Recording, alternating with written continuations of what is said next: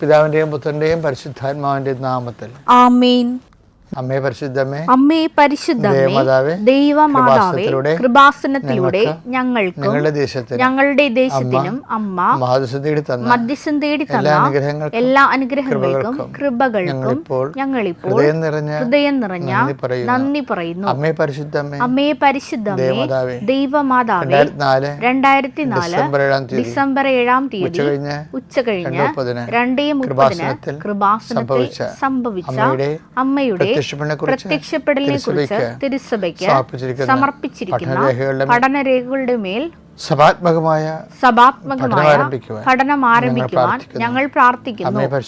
അമ്മേ പരിശുദ്ധമേ, ഭൂസ്വർ ലോകങ്ങളുടെ രാജ്ഞിയായ അങ്ങേയ്ക്ക് ഭൗമ സംരക്ഷണത്തിനായി പ്രപഞ്ച പ്രകൃതിയെ തന്നെ തിരുസഭ പ്രതിഷ്ഠിക്കുവാൻ ഈ പ്രത്യക്ഷീകരണം വഴി ഇടയാക്കണമേ. പരിശുദ്ധമേ, ജപമാല മാതാവേ, സകല കൃപാസനം പ്രാർത്ഥനകളോടും ചേർത്ത് ഞങ്ങളിപ്പോൾ പ്രാർത്ഥിക്കുന്ന ഈ കുടുംബത്തിന്റെ പ്രത്യേക നിയോഗം പറമക്കളെ,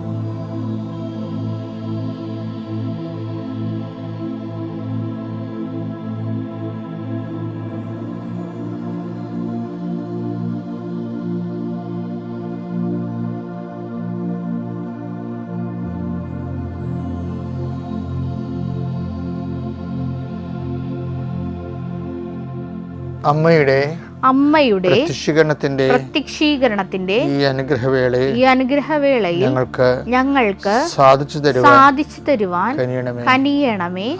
ആമേൻ. വിശ്വാസ പ്രമാണം. സർവശക്തനായ പിതാവും ആകാശത്തിന്റെയും ഭൂമിയുടെയും സൃഷ്ടാവുമായ ദൈവത്തിൽ ഞാൻ വിശ്വസിക്കുന്നു. അവിടുത്തെ ഏകപുത്രനും ഞങ്ങളുടെ കർത്താവുമായ ഈശോമിശിഹായിലും ഞാൻ വിശ്വസിക്കുന്നു.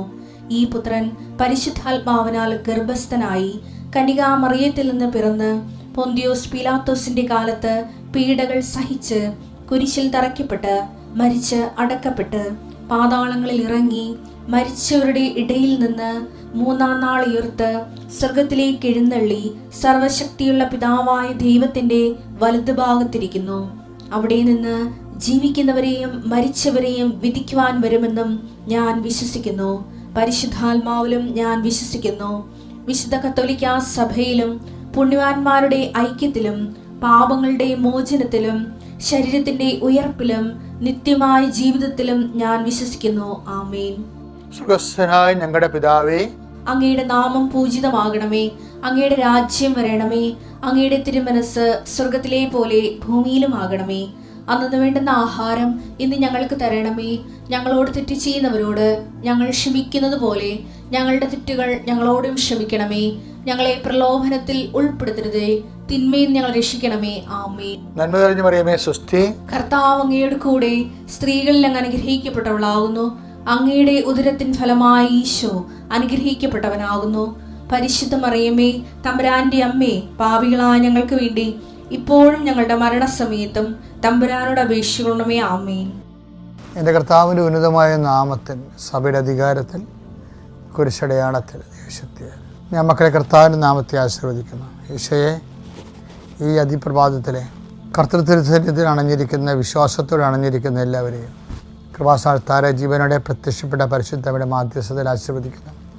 39 വർഷം ഞാൻ അർപ്പിച്ച കുർബാനയുടെ യോഗ്യതയാൽ കൃപാസ്ഥാന ജീവനുടെ പ്രത്യക്ഷ മാതാവിൻ്റെ മാധ്യസ്ഥ നടന്ന ആരാധന ശക്തിയാൽ ഞാൻ നിങ്ങളെ ആശീർവദിക്കുന്നു. നിങ്ങളുടെ ഉദ്യമങ്ങൾ, നിങ്ങളുടെ ഉത്തരവാദിത്തങ്ങൾ, നിങ്ങൾ ഉത്തരം പറയേണ്ട വ്യക്തികൾ, അവസ്ഥകൾ, വിഷയങ്ങൾ പരിശുദ്ധാത്മാവ് നിങ്ങളെ പ്രത്യേകമായി സഹായിക്കുകയും പരിശുദ്ധമ്മ ആ വിഷയങ്ങൾക്കെല്ലാം മധ്യസ്ഥം വഹിക്കുകയും ചെയ്യട്ടെ. കർത്താവ് ഇതിൻ്റെ ഉന്നതമായ നാമത്തിന് സ്വസ്ഥം ചെയ്യുന്നു.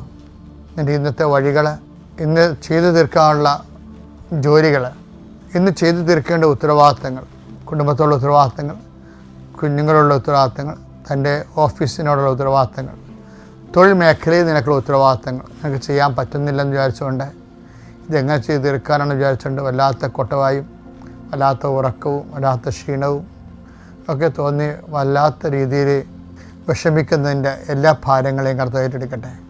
നിൻ്റെ ഭിന്ന ബന്ധങ്ങൾ, ചില ബന്ധങ്ങളുമായിട്ട് നിനക്ക് കൂടെ ഭിന്നതകളും അസ്വസ്ഥതകളും ഉണ്ടാകുന്നു. നിൻ്റെ സംസാരം തന്നെ അസമയത്തും അസ്ഥാനത്തും ഉപയോഗിക്കുന്ന കാരണം നിനക്ക് നിന്നെ തന്നെ പ്രതിരോധിക്കേണ്ടി വരുന്നു. അർത്ഥമില്ലാത്ത പ്രതിരോധങ്ങൾ കാരണം നിൻ്റെ വില നഷ്ടപ്പെടുന്നു.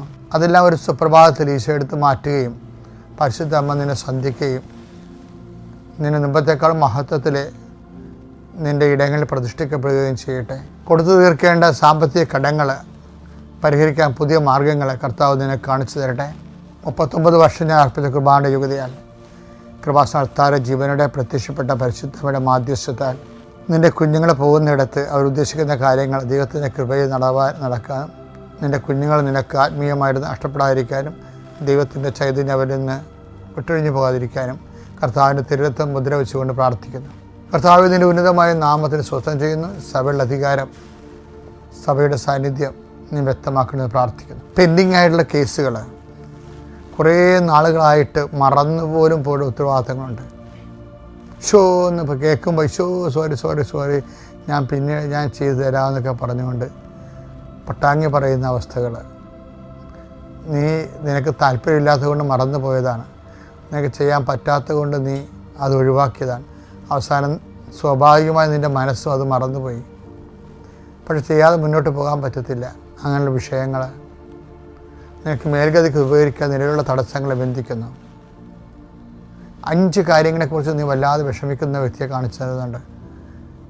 അത് അക്ഷരാർത്ഥത്തിൽ നീ അത് അങ്ങനെ പറയുകയും ചെയ്തു. ആ വ്യക്തിയെ കർത്താവ് പ്രത്യേകം സ്പർശിക്കുന്നതായിട്ട് ഈശോയുടെ നാമത്തെ ആശ്രയിക്കുന്നു. വെള്ളത്തിൽ ജോലി ചെയ്യുന്നവർ, കടലിലാകാം, കായലിലാകാം, നദിയിലാകാം, പുഴകളിലാകാം ജോലി ചെയ്യുന്നവരെ അവരെ പ്രത്യേകം ഈശോനാമത്തെ ആശീർവദിക്കുന്നു. ആകാശങ്ങളിലുള്ള നിൻ്റെ സഞ്ചാരത്തെ കർത്താവ് സംരക്ഷിക്കട്ടെ. യാത്ര തുടങ്ങി അവസാനിക്കുന്നവരെ എല്ലാ രേഖകളും നിനക്ക് ലഭ്യമാവുകയും സമാധാനത്തിൽ യാത്ര ചെയ്യാൻ കർത്താവ് നിന്നെ അനുഗ്രഹിക്കുകയും ചെയ്യട്ടെ. നിൻ്റെ വടത്തും ഇടത്തും വീട്ടിലും വഴിയിലും ജലത്തിലും കരയിലും മുകളിലും ഹൃദയത്തിലും കർത്താവിൻ്റെ സാന്നിധ്യവും സഹവാസവും സംരക്ഷണമാവട്ടെ. ഇന്നും രാത്രി എല്ലാ ഉത്തരവാദിത്വം നിറവേറ്റി നീ തിരിച്ചെത്തുമ്പോൾ കർത്താവിൻ്റെ മാലാഖ നിന്നെ സംരക്ഷിക്കുകയും സമാധാനത്തിൽ തിരിച്ചെത്താൻ കഴിയട്ടെ. നിൻ്റെ ഭാരങ്ങൾ എന്നെ ഏൽപ്പിക്കുകയും ഞാൻ നിൻ്റെ കാര്യം ശ്രദ്ധാലുവാണെന്ന് പറഞ്ഞ ദൈവം നിൻ്റെ ഭാരങ്ങൾ മാനുഷികമായി ഏറ്റെടുക്കാൻ പല മനുഷ്യരെയും യാത്രയാക്കി നിൻ്റെ മുമ്പിൽ എത്തിച്ചു തരട്ടെ. Lord Jesus Christ, the fire fingers so acute the precious blood, Lord in peace, spirit of power and grace. അഹിതോഫേലിൻ്റെ ആലോചനകളെ കർത്താവ് വ്യർത്ഥമാക്കി എന്നൊരു വചനമുണ്ട്. അത് നിങ്ങൾ ശ്രദ്ധിച്ച് കാണും. ഒരു 3-4 ദിവസം മുമ്പ് ഇതുപോലെ കുരിശുയർത്തി പ്രാർത്ഥിക്കുന്ന സമയത്ത് എൻ്റെ നാവിലൂടെ വന്നതാണ്. അപ്പോൾ എനിക്ക് മനസ്സിലായി ആരുടെയോ ഗൂഢാലോചനകൾ നിന്നെ വിഷമിപ്പിക്കുന്നുണ്ട്. അങ്ങനെ ഗൂഢാലോചന മൂലം വിഷമിപ്പിക്കുന്ന എല്ലാ മക്കളെയും സംരക്ഷിക്കുക എന്നുള്ള ഒരു വാഗ്ദാനമാണ് അതിലൂടെ നമുക്ക് ലഭിക്കുന്നത്. 2 സാമുവേൽ 15:31. അഹിതോഫേലും അബ്സലോമിന്റെ ഗൂഢാലോചനയിൽ ചേർന്നെന്ന് അറിഞ്ഞപ്പോൾ ദാവീദ് പ്രാർത്ഥിച്ചു. അഹിതോഫേലും അബ്സലോമിൻ്റെ ഗൂഢാലോചന ചേർന്നെന്ന് കേട്ടപ്പോൾ അറിഞ്ഞപ്പോൾ ദാവീദ് പ്രാർത്ഥിച്ചു, കർത്താവേ അഹിതോഫേലിന്റെ ആലോചന വ്യർത്ഥമാക്കണമേ. അഹിതോഫേലിന്റെ ആലോചന വ്യർത്ഥമാക്കുന്നതിനെ കുറിച്ച്, അതായത് അബ്സലോം ദാവീദിൻ്റെ മകൻ തന്നെയാണ്. ഒരു നിമിഷം അബ്സലോം തന്ത്രപരമായിട്ട് പ്രജകളെല്ലാം കയ്യിലെടുത്ത്, വർഷങ്ങളുടെ പരിപാടിയാണത്. അബ്സലോം എപ്പോഴും നഗര കവാടത്തിന് പോയിരിക്കും. രാജകുമാരനെ കണ്ട് ആൾക്കാർ പട്ടണങ്ങൾ ഗ്രാമങ്ങളിൽ നിന്ന് വരുന്നവർ രാജകുമാരനെ കണ്ട് അഭിവാദനം ചെയ്യുമ്പോൾ ചോദിക്കും, എന്താ, എവിടെ പോണു, സുഖമാണോ, കഴിച്ചിട്ടാണോ വന്നത്, ഇങ്ങനെയൊക്കെയുള്ള സുന്ദരൻ ചോദ്യങ്ങളൊക്കെ ചോദിക്കും. അപ്പോൾ ആൾക്കാർ അയ്യോ എന്തൊരു നല്ല രാജകുമാരൻ. അപ്പോൾ അതുകൊണ്ട് അപ്പോൾ ആൾക്കാർ പറയും ഇങ്ങനെ ഞങ്ങളുടെ വസ്തു കയ്യേറി രാജാവിനെ ഇവിടെ സങ്കടം പറയാൻ പോവുകയാണ്. അപ്പോൾ അബ്സലോം പറയും, ഏയ് ഇത് നിസ്സാര കാര്യമല്ലേ, നിങ്ങൾ പൊയ്ക്കോ, അത് സെറ്റാക്കാമെന്ന് പറയും. രാജാവിന് ഒത്തിരി ജോലിയല്ലേ, അപ്പം എൻ്റെ ഇടയ്ക്ക് ഇതൊക്കെ ചെന്ന് പറഞ്ഞാൽ അത് പറയാനുള്ള വർഷങ്ങൾ താമസിക്കും. പക്ഷേ എന്താ സംഭവിക്കുന്നത് വെച്ച് കഴിഞ്ഞാൽ ഈ പരാതി പറഞ്ഞ ആൾ ഗ്രാമത്തിൽ ചെല്ലുമ്പോൾ ഉണ്ട് കൈകേറിയവൻ്റെ വീടൊക്കെ ഒരു പരുവായി കാണും. കാര്യം എന്താണ്, ഇയാളുടെ വീട് സ്ഥലവും ഏരിയയും സർവേയൊക്കെ അറിഞ്ഞുകൊണ്ട് അബ്സലോം ഗുണ്ടകളെ വിട്ടിട്ട് കാര്യം തീരുമാനിക്കും. അപ്പോൾ ഇതൊക്കെ പെട്ടെന്നല്ല തീരുമാനമൊക്കെ വന്നത്. അതാണ് അബ്സലോം എന്ന് പറയുന്ന ആൾ. ഇതിങ്ങനെ ഒരു 3 വർഷം വർക്കൗട്ട് ചെയ്തപ്പോൾ എന്ത് പറ്റി, രാജ്യത്തിൻ്റെ പട്ടാളക്കാരും പ്രജകളും എല്ലാം അബ്സലോമിൻ്റെ കൂടെയായി. അപ്പം നോക്കിയാൽ ആളും അർത്ഥവും അബ്സലോമിൻ്റെ കൂടെയായി. അപ്പോൾ ആളും അർത്ഥവും അബ്സലോമിൻ്റെ കൂടെ കഴിഞ്ഞപ്പോൾ അബ്സലോം ഒരു നിമിഷം പെട്ടെന്ന് ചക്രവർത്തിയായിട്ട് സ്വയം പ്രഖ്യാപിച്ചു. അപ്പോൾ നോക്കുമ്പോൾ ദാവീദിനെ പട്ടാളക്കാരുൾപ്പെടെ പുരോഹിതന്മാരുൾപ്പെടെ അബ്സലോം ദാവീദോട് നിന്ന് ഇറങ്ങേണ്ടി വന്നു. പക്ഷേ അത് വചനം എന്ന് പറഞ്ഞാൽ ഭയങ്കര രസമല്ലേ എന്ന് നോക്കി. നമ്മുടെ ജീവിതത്തിൽ സംഭവിക്കുന്ന വിഷയമാണ്. നമ്മുടെ കൂടെ നിന്നവൻ ചിലപ്പോൾ കാലുമാറി മറുപക്ഷത്ത് കയറി നമ്മുടെ കപ്പലിന് മുങ്ങിത്താണ് വന്ന് താഴെക്കൂടി ഭ്രമ വെക്കുന്ന സ്വഭാവം ഉണ്ടാവും. അപ്പോൾ എന്താ ഇങ്ങനെ ഒരു സിറ്റുവേഷനിൽ ദാവീദ് ചെല്ലുമ്പോൾ ദാവീദ് എന്നാ പറയണത്, പെട്ടെന്നുള്ള റെസ്പോൺസ് കണ്ടല്ല. അഹിഥോഫേൽ ദാവീദിൻ്റെ ആലോചനക്കാരനാണ്. ദാവീദിൻ്റെ എല്ലാ രഹസ്യങ്ങളുമേ, ദാവീദ് രാജാവായിരുന്ന സമയത്ത് രാജീവിൻ്റെ കൺസൾട്ടൻ്റായിരുന്നു ഈ അഹിഥോഫേൽ. ദാവീദിൻ്റെ രാജ്യത്തിൻ്റെ മുഴുവൻ രഹസ്യങ്ങൾ അഹിഥോഫേലിന് അറിയാം. പക്ഷേ അബ്സലോം രാജ്യം പിടിച്ചു കഴിഞ്ഞപ്പോൾ എന്ത് പറ്റി, ദാവീദിന് വഴിയാധാരമായപ്പോൾ അഹിഥോഫേൽ അവിടെ നിന്ന് മുങ്ങി. എന്ത് പറ്റി, മൊത്തം പോയി അബ്സലോമിൻ്റെ കൂടെ ചേർന്ന്. ഇത് കേട്ടപ്പോൾ പിന്നെ നിങ്ങൾക്ക് നിക്കക്കളിയില്ല. പക്ഷേ നിക്കക്കളിയില്ലാത്തപ്പോൾ ദാവീദ് പറഞ്ഞ എന്താണ് വചനം എന്താ പറയണത്, അഹിഥോഫേൽ അബ്സലോമിൻ്റെ ഗൂഢാലോചനയിൽ പങ്കുചേർന്ന് കഴിഞ്ഞപ്പോൾ ദാവീദ് പ്രാർത്ഥിച്ചു. ഉണ്ടാ, അതാണ് വിഷയം. അപ്പോൾ അവൻ്റെ പ്രാർത്ഥന എന്ന് പറയുന്നത് എന്തൊരു പ്രാർത്ഥനയാണ്. ഇത്രയും തകർന്ന് തരിപ്പണമായി കൂടെ ഉള്ളവൻ പാര വെച്ച് നിൽക്കേണ്ട സമയത്തും ദാവീദ് പ്രാർത്ഥിച്ചു. അതാണ് ദാവീദ്. അപ്പം നീ എന്ത് തകർച്ച, ചില സമയത്ത് ഇതുപോലെയുള്ള തകർച്ചകൾ ആർക്കും ഉണ്ടാകാം. ചിലപ്പോൾ സ്വന്തം അപ്പനമ്മമാർ തന്നെയായിരിക്കും ഒരു വീട്ടിലെ കുടുംബത്തിൻ്റെ ശത്രുക്കളെന്ന്, മക്കൾ തന്നെയായിരിക്കും ശത്രുക്കളെന്ന് ഈശോ പറഞ്ഞിട്ടുണ്ട്. പക്ഷെ ആ സബ്ജക്റ്റ്, അങ്ങനെയുള്ള വിഷയങ്ങളെല്ലാം എന്താണ്, പ്രാർത്ഥനയുടെ സബ്ജക്റ്റാണ്. നീ ദൈവപൈതലാണെങ്കിൽ നിൻ്റെ പ്രാർത്ഥനാ ജീവിതത്തെ കുറച്ചുകൂടി ശക്തിപ്പെടുത്താൻ വേണ്ടി ദൈവത്തിൻ്റെ പരിപാലനയിട്ട ആൾക്കാർ പരിശുദ്ധാത്മ ഉപയോഗിക്കും. അതുകൊണ്ടാണ് ഈ പരിശുദ്ധൻ, ദൈവം ദാവീദിനെ ശപിക്കുമ്പോഴും ദാവീദ് പ്രാർത്ഥിക്കും, അങ്ങേ പരിശുദ്ധൻ എന്നെ വിട്ടുപോകാതിരിക്കണമെന്ന്. അതാണ് പ്രാർത്ഥന. എന്നിട്ട് ദാവീദിനെ പ്രാർത്ഥിച്ചെന്ന് പറഞ്ഞാൽ പ്രാർത്ഥനയുടെ, അതായത് ബൈബിൾ പ്രാർത്ഥനയുടെ അലകും പിടിയുമൊക്കെ ദാവീദിന് നാവിലൂടെയാണ് വെളിപ്പെടുത്തപ്പെട്ടത്. പിന്നെന്താണ് പ്രാർത്ഥിച്ചത്, ദാവീദ് പ്രാർത്ഥിച്ചത്, അങ്ങേ തിരുസന്നിധിയിൽ നിന്ന് എന്നെ തള്ളിക്കളയരുതേ. ഇതൊക്കെ മാത്രം മതി നമുക്ക് പ്രാർത്ഥനയെക്കുറിച്ച് ഒരു ബുക്ക് എഴുതാൻ. അതുകൊണ്ട് പതറരുത്, ഒരു വിഷയത്തെയും പതറരുത്.